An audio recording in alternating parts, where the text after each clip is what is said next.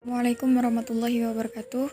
Perkenalkan, nama saya Sylvia Islami Mantasya, nomor induk mahasiswa 1904000944. Tujuan saya membuat video ini untuk memenuhi tugas final tes Hukum Perdata dari Ibu Haja Rifkah SH MH selaku pengampu mata kuliah Hukum Perdata. Berikut materinya. 1. Hukum waris menurut Hukum Perdata. Hukum waris menurut Hukum Perdata adalah yang mengatur mengenai apa yang harus terjadi terhadap harta seseorang yang telah meninggal dunia. Sistem waris ini bersangkutan seperti sistem kekeluargaan, wujud dari barang warisan, sistem kewarisan, dan bagaimana cara mendapat warisan. Materi kedua, Badan Hukum. Badan hukum adalah subjek hukum yang menjadi pendukung hak dan kewajiban.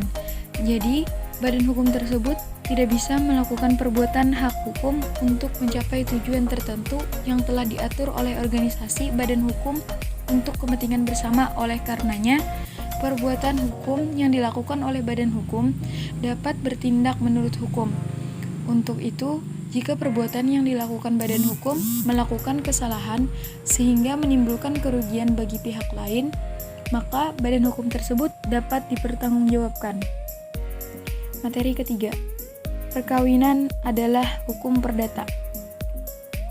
Perkawinan dalam hukum perdata adalah perkawinan perdata. Maksudnya adalah perkawinan hanya merupakan ikatan lahiriah antara pria dan wanita. Unsur agama tidak dilihat. Menurut pasal 2 Undang-Undang Nomor 1 Tahun 1974, perkawinan adalah sah apabila dilakukan menurut hukum masing-masing agama dan kepercayaannya itu. Materi keempat, asas-asas hukum perdata. 1. Asas kebebasan berkontrak. 2. Asas konsensualisme. 3. Asas kepercayaan. 4. Asas kekuatan mengikat. 5. Asas persamaan hukum. 6. Asas keseimbangan. 7. Asas kepastian hukum. 8. Asas moral. 9. Asas perlindungan. 10. Asas kepatutan. 11. Asas kepribadian atau personality. 12. Asas etikat baik atau good fight. Materi yang kelima, hukum perjanjian. Macam-macam perikatan dalam hukum perjanjian. 1. Perikatan bersyarat. 2.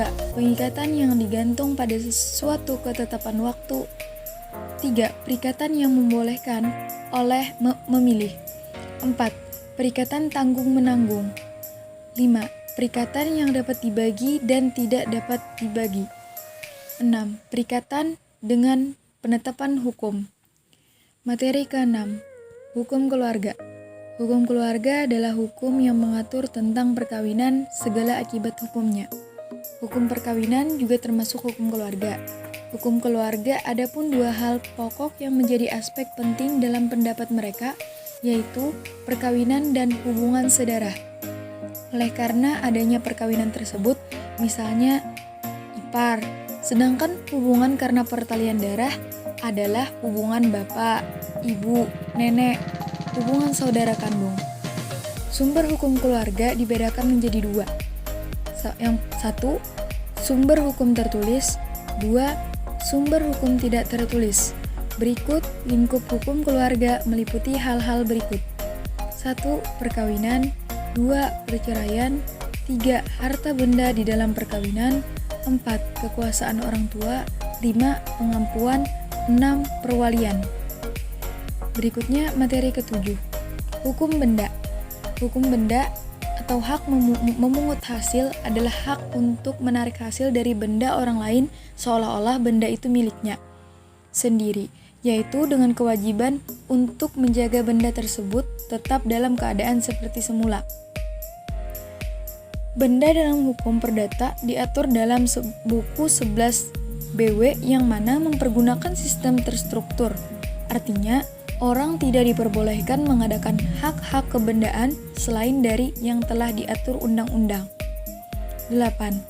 Hak kekayaan intelektual atau haki, yaitu hak yang berasal dari kegiatan intelektual manusia, di mana kegiatan itu mempunyai nilai ekonomi.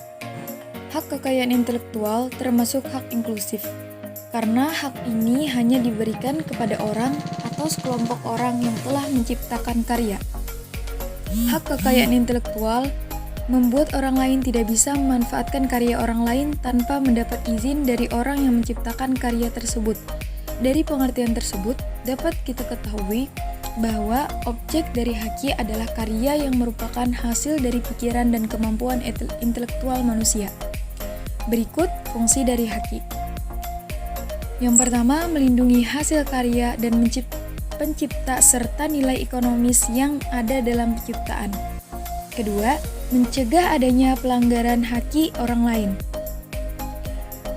Ketiga, menciptakan pasar yang kompetitif sehingga segmentasi pasar semakin luas. Materi yang ke-9, subjek hukum. Subjek hukum berasal dari terjemahan bahasa Belanda, red subject atau law of subject. Secara umum, subjek hukum diartikan sebagai pendukung hak dan kewajiban, yaitu manusia dan badan hukum. Mengenai kekuasaan orang tua, diatur mulai pasal 298 dan seterusnya. Setiap anak wajib hormat dan patuh kepada orang tuanya. Sebaliknya, orang tua wajib memelihara dan memberi bimbingan kepada anak-anaknya yang belum dewasa, sesuai dengan kemampuannya masing-masing. Kekuasaan terhadap harta kekayaan anak diatur dalam pasal 307 318 BW. Sedangkan dalam Undang-Undang Nomor 1 Tahun 1974 diatur dalam pasal 48. Perwalian diatur dalam KUH Perdata mulai pasal 331 dan seterusnya. Sedangkan pengampuan atau correlate adalah suatu daya upaya hukum untuk menempatkan seseorang yang telah dewasa menjadi sama seperti orang yang belum dewasa. Pengampunya disebut curator dan pengampuannya disebut correlate. Menurut pasal 433 KUH Perdata, setiap orang dewasa yang mempunyai sakit ingatan, boros, dungu, dan mata gelap harus ditaruh di bawah pengampuan. Setiap anak yang belum dewasa yang berada dalam keadaan dungu, sakit ingatan, atau mata gelap tidak boleh ditaruh di bawah pengampuan, melainkan tetaplah ia di bawah pengawasan bapak dan ibunya atau walinya. Pasal 462 KUH Perdata. Demikianlah penjelasan dari saya. Sekian, terima kasih. Assalamualaikum warahmatullahi wabarakatuh.